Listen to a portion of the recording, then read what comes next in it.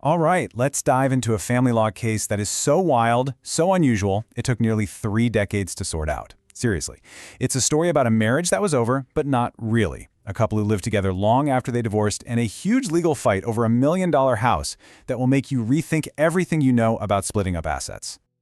Okay, just picture this for a second. It has been 20 years, 2 decades, since your divorce. You've moved on, you've built a totally separate life, you finally buy a house for yourself with your own money, maybe some help from your family. Your ex had absolutely nothing to do with it. Could they still come back and claim a piece of it? I mean, it sounds crazy, right? Impossible.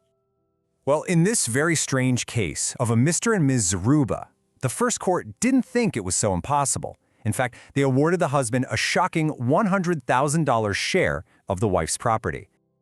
Yep, you heard that right. The court's first answer was a big fat yes.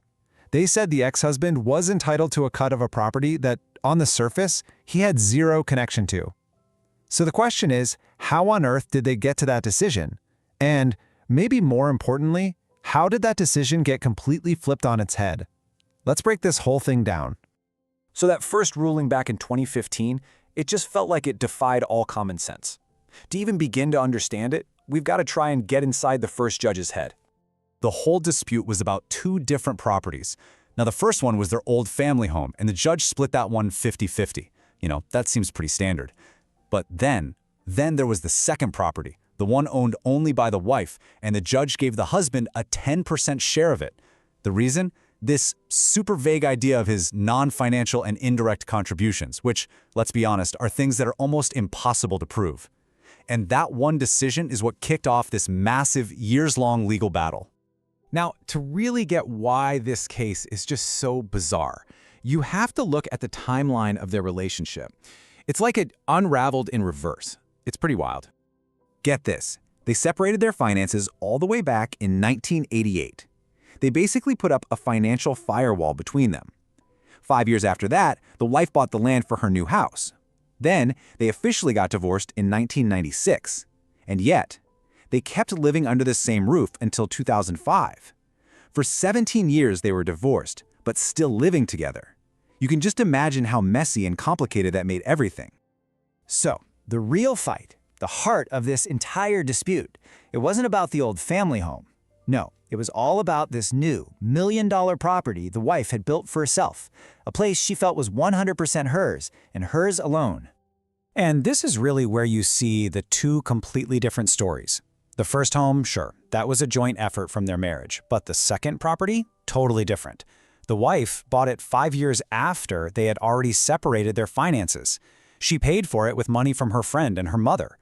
The only thing the husband claimed he did was help take down a few fence panels, and she said she paid him for that anyway. So, facing what she felt was a huge injustice, Miss Zaruba decided to fight back. She took her case to a higher court. And what happened next? Well, it ended up setting a really powerful precedent. And here's what's truly amazing about this part of the story. She didn't have a team of expensive lawyers. She stood up in court and represented herself against an order that was already against her. So how in the world did she pull off this incredible turnaround? Well, she found a really smart, really powerful legal argument. Her secret weapon wasn't arguing about who did what chores. No, instead, she used this fundamental legal idea called the Stanford Principle. And what it does is it forces a court to ask a really important question right at the beginning. Before we even think about splitting these assets, is there any fair and just reason for us to get involved and change who owns what right now? And this quote from the appeal judges, it says everything.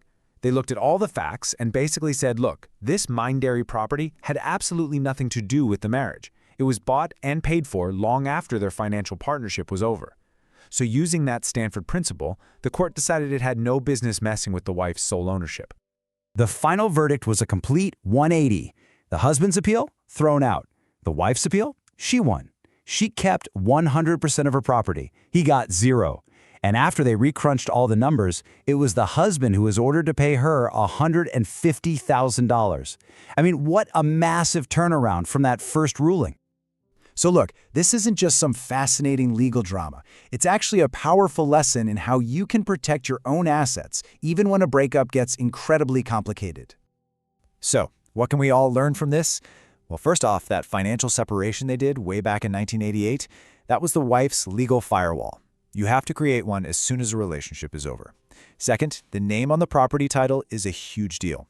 Third, keep records of everything. And finally, and this is a big one, don't wait. This case dragged on for a decade, and you can only imagine the emotional and financial cost. Get things finalized as soon as you can. So the main takeaways here are pretty clear. A court isn't just going to automatically split everything 50-50. Making a clean financial break is incredibly powerful evidence in your favor.